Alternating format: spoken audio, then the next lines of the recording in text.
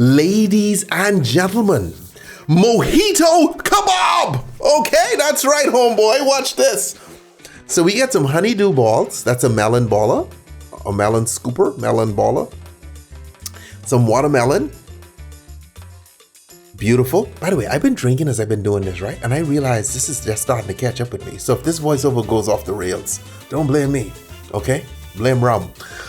Beautiful. Now we come behind with some fresh rum. Just speaking of the devil, pour that over, and now you can let that soak because you want these balls to really soak up those booze. Now, once they soaked up enough, you put them on a skewer, okay? Same way you'd put your meat on a skewer. That's right, guys, this is vegan, okay? Squeeze some lime over that bad boy. Come behind with some mint. I realize I need to do more voiceovers as I drink because I think it's awesome. So you sprinkle that on, and that's now mojito style. And there you have it!